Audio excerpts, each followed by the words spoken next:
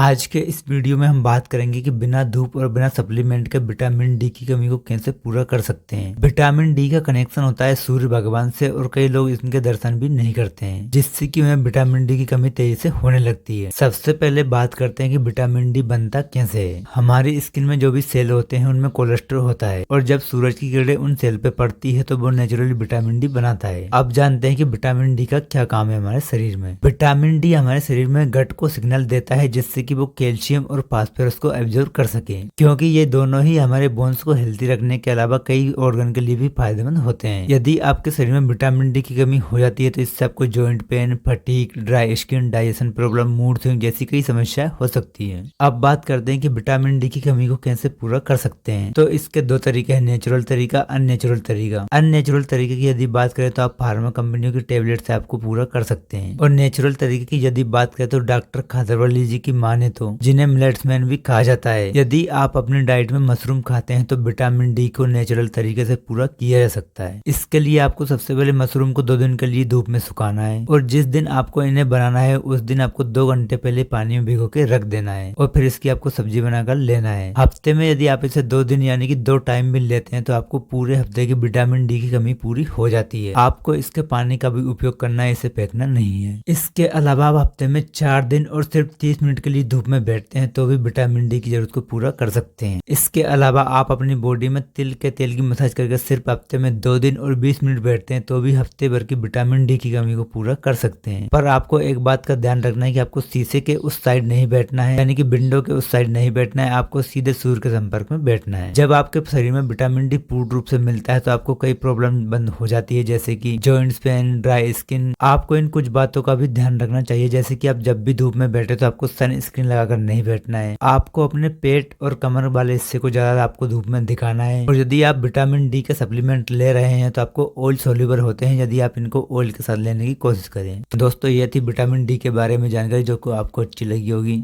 फिर भी यदि कोई भी डाउट हो तो कमेंट सेक्शन में पूछ सकते हैं। बाकी वीडियो को लाइक करें, चैनल को सब्सक्राइब करें। इस तरह के इन्फॉर्मेटिव वीडियो आपके लिए लाते रहते हैं। दिल से धन्यवाद।